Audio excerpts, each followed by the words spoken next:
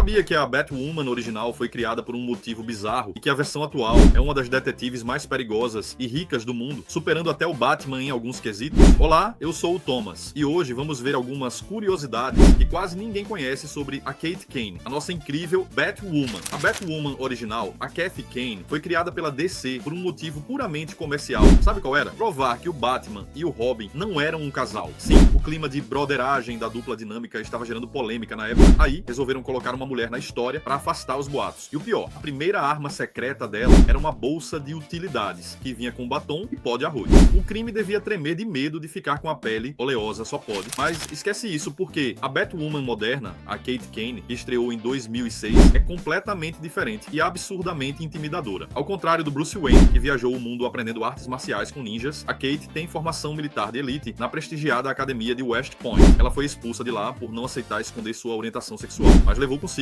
uma disciplina tática militar que o próprio Batman respeita. Ou seja, ela não é só uma versão feminina do Batman, ela é uma soldada altamente treinada que sabe usar a estratégia de guerra urbana como ninguém. Se você acha que o Bruce Wayne é o único ricaço de Gotham, achou errado. A família da Kate, os Kane, são os ricaços originais da cidade. A mãe do Bruce era uma Kane, o que faz da Kate e do Bruce primos biológicos. Mas tem um detalhe: em várias fases das HQs, a fortuna da família dela se mostrou muito mais estável que as indústrias Wayne, que vivem falindo ou sendo roubadas por vilões. A Kate basicamente financia o próprio arsenal de alta tecnologia sem precisar de um mordomo para esconder as notas fiscais. Curtiu conhecer o lado mais sombrio e tático de Gotham? Então deixa o seu like e me segue aqui para não perder mais curiosidades como essa. Você acha que a sua vida é difícil? Imagina a do mutante que se transforma em aço orgânico, mas não consegue passar por uma porta de banco sem o alarme disparar e a segurança surtar. Olá, eu sou o Thomas e hoje vamos ver algumas curiosidades sobre o Colossus que quase ninguém te conta. Para começar, o Piotr Rasputin não nasceu em um laboratório ou em uma mansão chique. O cara veio de uma fazenda coletiva na Sibéria e usava seus poderes de metal para salvar tratores desgovernados. Sim, um dos X-Men mais poderosos da história começou a carreira sendo basicamente um guincho humano de fazenda. E se você acha que o corpo dele é só metal comum, errou feio. O Colossus se transforma em uma liga de aço orgânico que não precisa de oxigênio, comida ou água para sobreviver. Ou seja, ele seria o funcionário perfeito para o capitalismo moderno, já que não precisa nem de horário de almoço. O único problema é que nessa forma ele pesa quase meia tonelada. Imagina o preço do frete para carregar esse rapaz. Mas a maior bizarrice não é o corpo dele, e sim a árvore genealógica. O Piotr é descendente direto do Grigori Rasputin, aquele místico russo super bizarro, parecia imortal na vida real. Nos quadrinhos, a família dele é tão problemática que o irmão mais velho do Colossus, o Mikhail, virou um vilão cósmico Wan Quan maluco, e a irmã mais nova, a Iliana, virou a magia, que basicamente governa uma dimensão cheia de demônios. Perto deles, o Colossus é o único que se salva no almoço de família de domingo, mesmo sendo um gigante de metal que já morreu e ressuscitou algumas vezes. Aliás, morrer e voltar à vida no universo dos X-Men é quase um rito de passagem, então nem conta muito como drama. Pra fechar com chave de ouro, o golpe mais famoso dele, com o Wolverine, o clássico arremesso veloz, consiste basicamente em pegar o Logan pelo pé e jogar ele na cara dos inimigos como se fosse um tijolo com garras. É uma tática infalível, violenta e que com certeza rende ótimas piadas internas nas viagens de jatinho da equipe. Se você curtiu essas verdades ácidas sobre o mutante mais pesado da Marvel, deixa o seu like e me segue aqui para não perder as próximas curiosidades. Ela é a única ladra que consegue roubar os diamantes da máfia e o coração do Homem-Aranha na mesma noite. Olá, eu sou o Thomas e hoje vamos ver que a Gata Negra é muito mais do que um uniforme de couro preto. Felicia Hardy começou nos quadrinhos em 1979 e ao contrário do que muita gente pensa, ela não foi criada para ser a cópia da Mulher Gato da DC.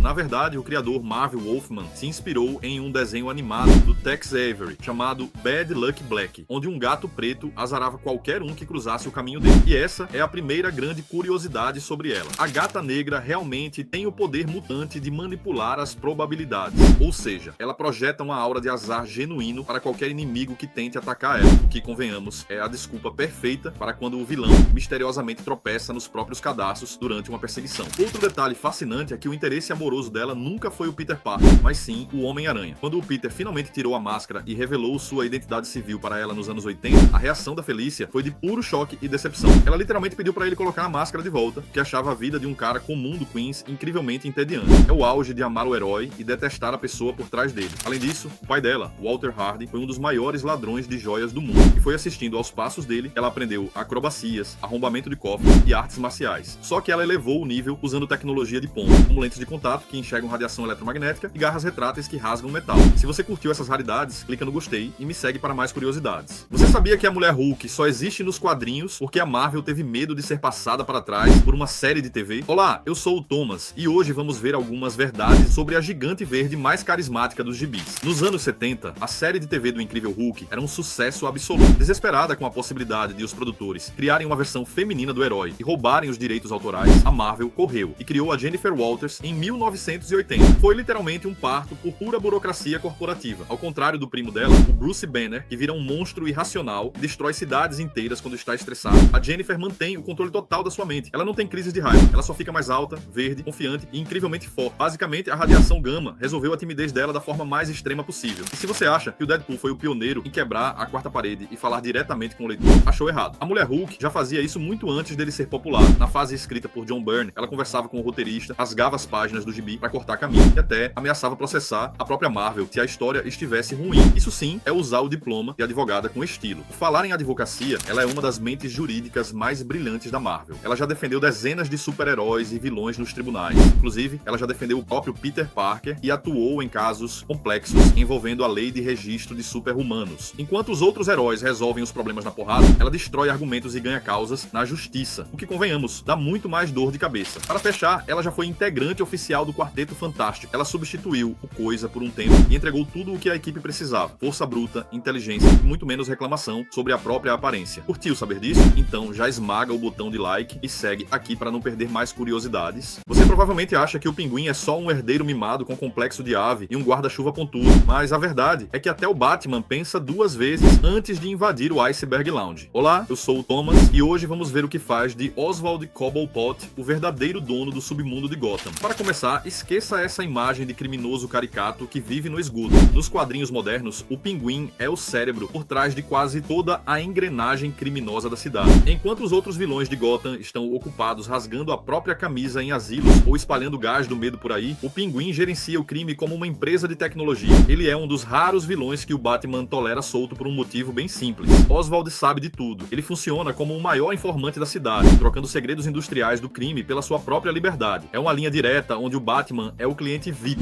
Outro fato que quase ninguém comenta é a sua obsessão bizarra por aves, que vai muito além dos guarda-chuvas extravagantes. Ele treina falcões, corvos e pombos para realizar assaltos complexos e vigilância aérea. Basicamente, ele criou uma rede de drones biológicos muito antes da tecnologia moderna sonhar com isso. Se uma pomba cagar no seu ombro em Gotham, existe uma chance real de ela estar transmitindo a sua localização em tempo real para um mafioso de terno. Se você acha que ele é um alvo fácil fisicamente por causa da sua estatura, saiba que Cobblepot é um mestre em artes marciais, especificamente no judô e no boxe inglês. Ele compensa o alcance curto com uma brutalidade cirúrgica, e claro, com seus icônicos guarda-chuvas modificados. Eles não servem só para proteger da chuva ácida de Gotham, mas escondem metralhadoras, lança-chamas, lâminas de titânio e até gases venenosos. É a versão da alta costura para o crime organizado. Para fechar com chave de ouro, o maior poder do Pinguim não é o dinheiro ou as armas, mas o puro rancor. Ele reconstrói o seu império do zero toda vez que é derrubado, movido estritamente pelo ódio à elite de Gotham que o rejeitou no passado. Ele provou que o QI e a resiliência superam qualquer trauma de infância com morcegos. Gostou de conhecer o lado mais sombrio do magnata do crime? Deixe o seu like e me siga para não perder as próximas curiosidades. Você acha que o Superman é indestrutível? Então você precisa conhecer a versão dele que desistiu da humanidade, mandou a terapia para o espaço e provou que o Homem de Aço envelhece igual a um bom vinho, ficando ainda mais ignorante. Olá, eu sou o Thomas e hoje vamos ver algumas verdades sobre o Superman da icônica HQ Reino do Amanhã. Para começar, esqueça aquele escoteiro sorridente que salva gatinhos em árvores. Nessa realidade alternativa, o Superman se aposentou depois que o Coringa matou Lois Lane e a população achou o máximo um anti-herói executar o palhaço. Magoado porque ninguém mais queria saber de moralidade, ele foi viver como um fazendeiro isolado na Fortaleza da Solidão, provavelmente ouvindo música triste por 10 anos, mas o tempo voa e quando o mundo virou uma anarquia total por causa de heróis mimados da nova geração, o Clark resolveu voltar. E aqui vem o detalhe bizarro. Enquanto o Sol Amarelo apenas mantém o Superman comum,